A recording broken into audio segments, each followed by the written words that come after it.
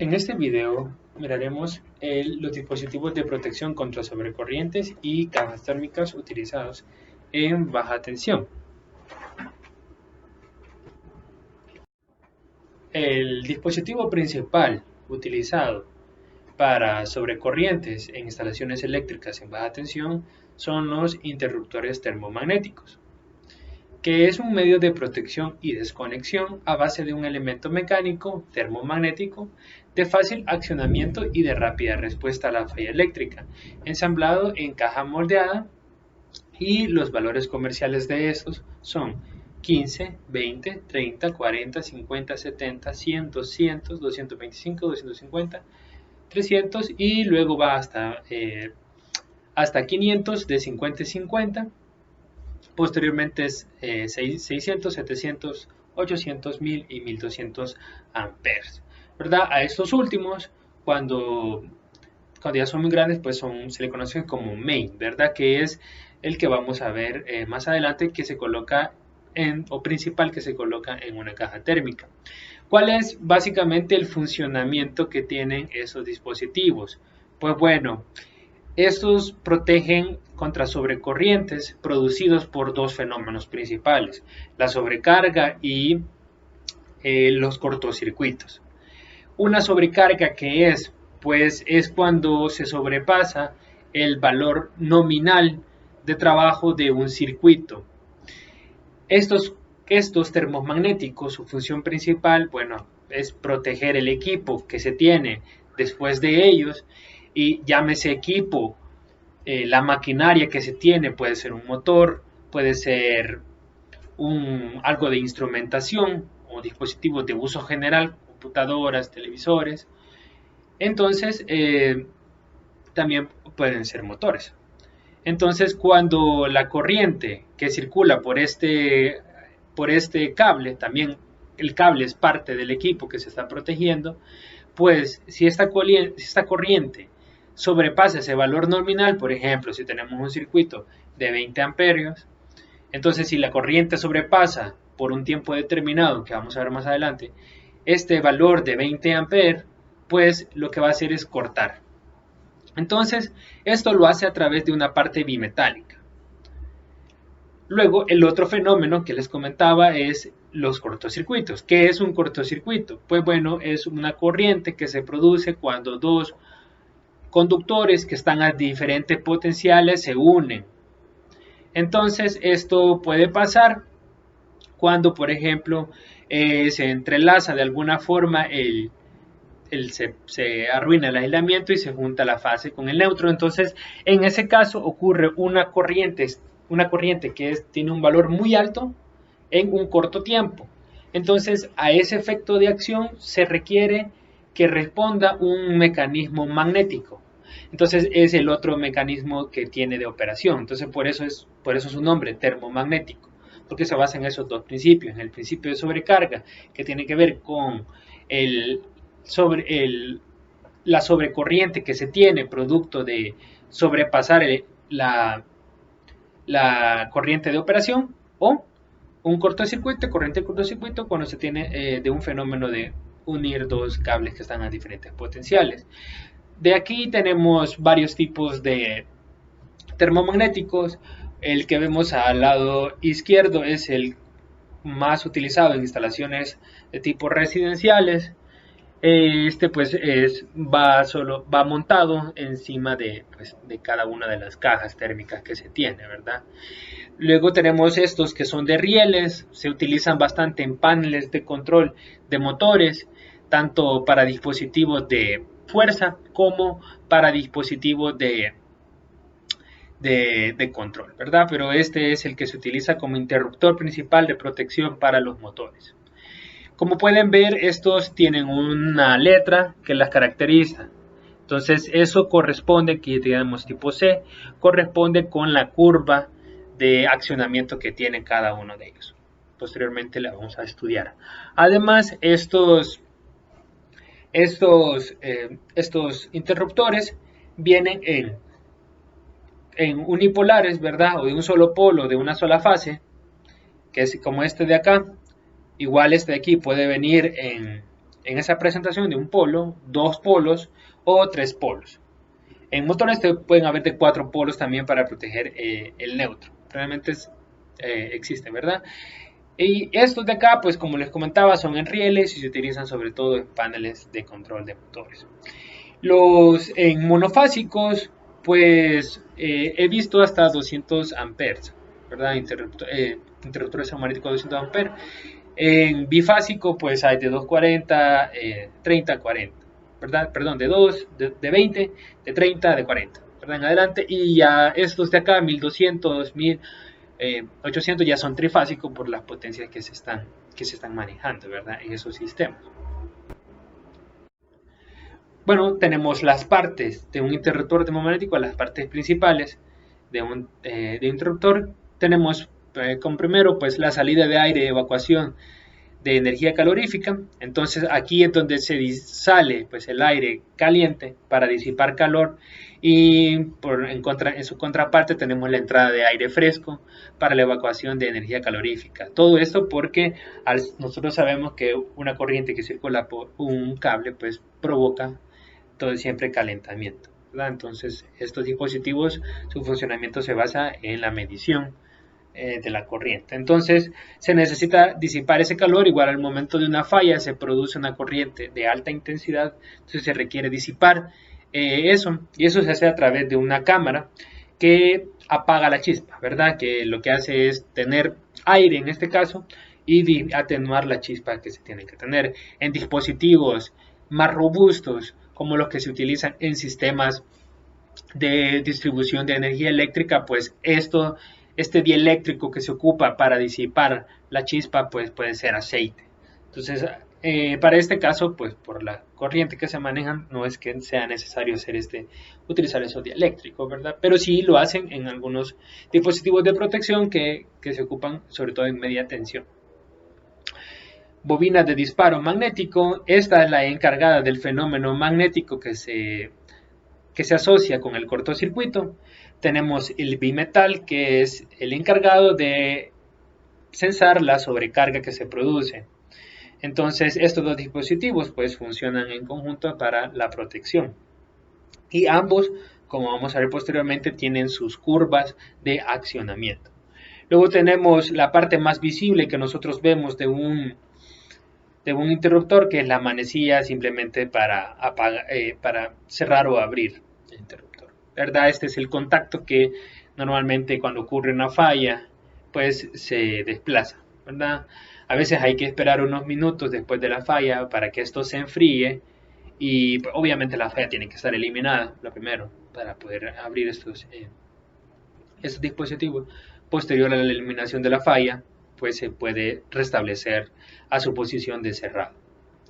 Bueno, aquí tenemos los contactos que son accionados a través de la posición de cerrado y el contacto móvil, ¿verdad? Y el contacto fijo, ¿verdad? Que pues, son accionados a través de la manecilla. Este es el símbolo eléctrico que se utiliza para este tipo de interruptores. Las curvas de operación. Bueno, ¿qué es la curva de operación de un interruptor? Pues todo interruptor tiene que tener asociado una curva de operación. Esto pues porque se necesita saber los tiempos en los que ellos reaccionan. Bueno, todo interruptor tiene asociado dos curvas, una que se llama curva del tiempo máximo y una de tiempo mínimo, que son estos valores que aparecen acá, son curvas diferentes. Ahora bien, ¿por qué se dice que son dos curvas? Porque el interruptor para un rango de corriente, para un valor de corriente, no es que vaya a abrir en un tiempo determinado, sino que tiene un rango de operación.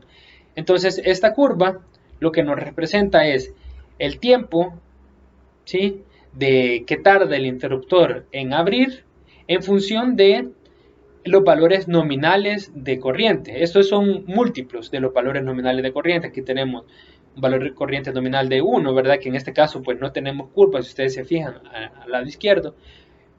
También esta escala es logarítmica, pueden observar. No es que sea lineal, aquí tenemos minutos y aquí tenemos segundos. y pues nos muestra cómo se comporta el interruptor para distintos valores de corriente, o sea, cuánto tiempo tarda en abrir. Entonces los fabricantes no es que den un tiempo exacto de apertura, sino que lo que dan es dos curvas, una que es el tiempo mínimo y una que es el tiempo máximo. Por ejemplo, si tenemos un interruptor de 20 amperes y por él circula una corriente de 40 amperes de sobrecarga, que es dos veces la corriente nominal. Entonces, tendríamos que este interruptor, pues el tiempo mínimo, ¿verdad? Que en el que se puede abrir sería alrededor de los 8 segundos que tardaría en abrir. Pero el tiempo máximo, ¿verdad? Que podría tardar, podría andar cerca de los 2 minutos, casi 3 minutos. Entonces, pues lo que nos está diciendo es que en ese rango de tiempo se va a abrir.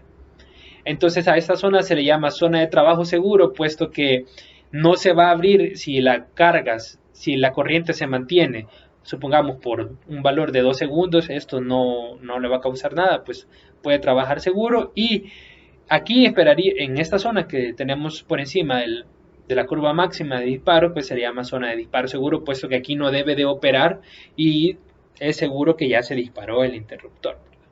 Entonces son esas dos curvas que se tienen, curva mínima y la curva máxima que se tiene. Entonces los fabricantes pues dan estas dos curvas porque entre este intervalo pues va a operar el interruptor. Entonces puede tardar, como les decía, como mínimo 8 segundos o alrededor de 3 minutos para abrir. Como se puede observar, el comportamiento de esta gráfica es inverso, lo cual quiere decir que a una mayor magnitud de corriente pues se espera que el interruptor responda más rápido, ¿verdad? O tarde menos tiempo en abrir. Entonces luego tenemos otras curvas que básicamente se desprenden después de... En esta parte de acá donde opera la pieza bimetálica que vimos en la imagen anterior. Luego tenemos la operación de cortocircuito que viene representada por estas curvas un poco más exponenciales que se tienen. Obviamente, cuando la corriente de cortocircuito es mucho mayor que la corriente de sobrecarga, se espera que los tiempos pues disminuyan más rápidamente que en una sobrecarga.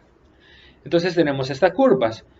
Dependiendo del tipo de interruptor que estemos utilizando, pues así va a ser la curva. Tenemos tipo B, que es esta de acá, luego tenemos el tipo C, el tipo D, ¿verdad? Que puede operar entre estas franjas. El B puede operar entre estos, el C entre estos y el D entre estos.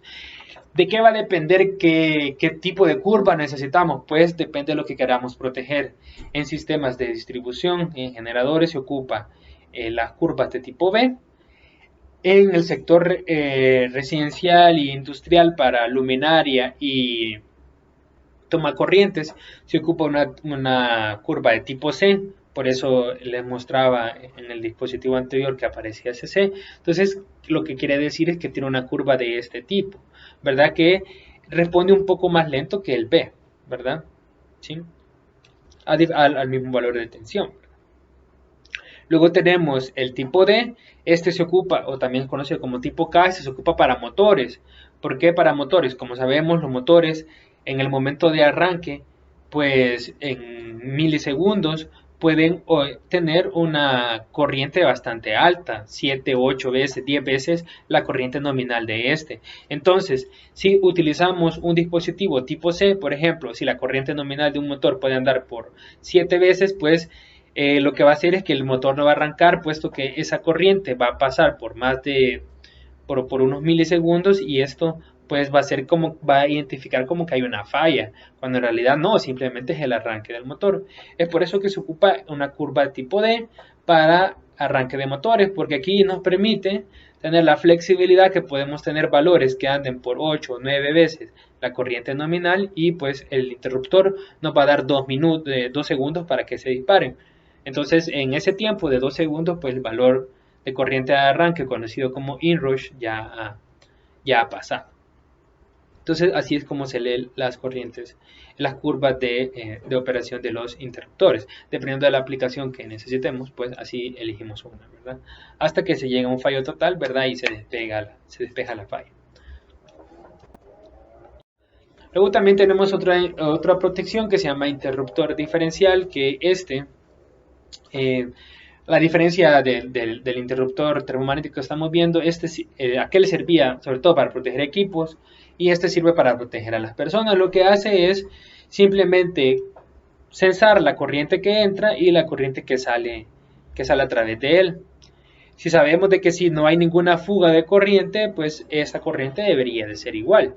Ahora, ¿qué pasa cuando hay una fuga de corriente? Es porque hay algún contacto indirecto podría ser de una persona con tierra, ¿verdad? Una parte metálica y tierra. Esto provoca que la corriente pues ya no vaya de regreso en la misma magnitud, sino que una parte se vaya a tierra a través de la persona. Entonces esta protección diferencial lo que asegura es, bueno, siente más o menos funciona una diferencia de 30 miliamperios, cuando él ve que hay una diferencia de la corriente de entrada con la de salida de 30 miliamperios, él se dispara y se abre. Esto provoca que pues desenergice la parte que estaba tocando, que estaba en contacto con la persona. Entonces, siempre se emplea también este interruptor de tipo diferencial, aunque eso ya eleva los costos y algunos contratistas y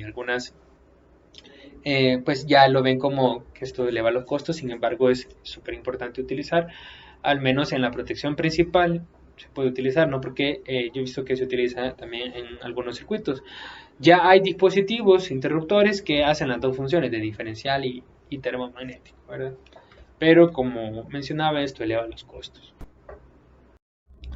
Bueno, la selección de la protección. La selección de la protección se hace de manera muy sencilla y se tiene que considerar los siguientes factores: el voltaje nominal al que va a estar sometido el equipo, la corriente nominal del circuito y el número de fases del circuito. Ustedes van y dicen, quiero un térmico de 30 amperios, que es la que ustedes han calculado que necesitan, bipolar, por ejemplo, entonces ya saben de que es para dos fases. Ahora bien,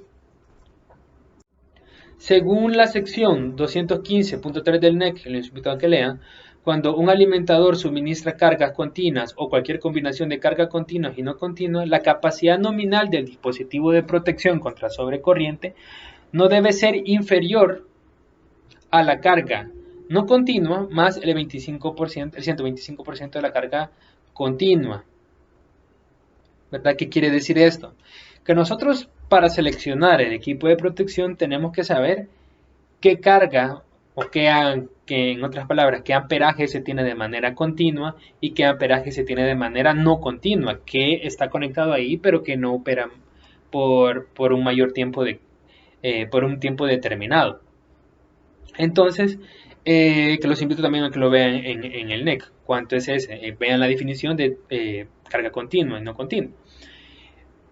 Entonces tenemos esto del 125%. Entonces, en la mayoría de los casos no se tiene esta información. Entonces lo que se asume es hacer que todo es continuo. Entonces se ocupa este criterio del 125%. ¿Verdad? Algunas veces no se les va a brindar en la instalación eléctrica la información, entonces es bueno ocupar este factor de 125%. Entonces lo que hacemos es simplemente calcular la corriente de dicho circuito y multiplicarlo por 1.25, o algunas veces también se dice de que el interruptor se carga al 80% porque 1 entre 1.25 da 0.8. Entonces el interruptor está siendo cargado al 80%. Además, esto se hace de esta forma porque la carga continua provoca un calentamiento en la protección.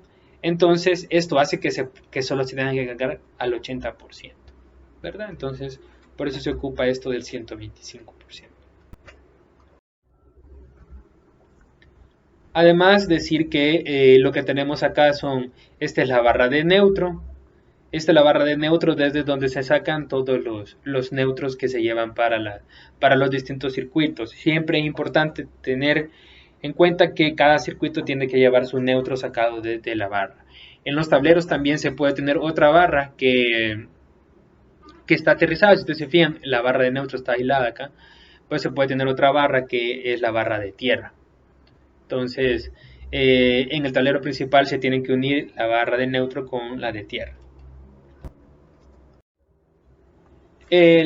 Bueno, los tableros eléctricos, pues comercialmente vienen en el número de espacios, que son los que se menciona acá: 4, 8, 12 16, 18, 24, 30 y 40 son los espacios que se tienen, ¿verdad? Algunos pueden ser trifásicos, el de 18 pues es trifásico. También se puede tener trifásicos de 9 espacios, trifásicos de 18, trifásicos de 24, de 30 y también pueden ser monofásicos, ¿verdad? De 120, 240. Las barras también van desde 70, 100, 125, 225, 250, 400 amperes, 800 y 1200. A estos últimos ya se les conoce con el nombre de panel board y ya pues son un poco más robustos para instalaciones residenciales, industriales.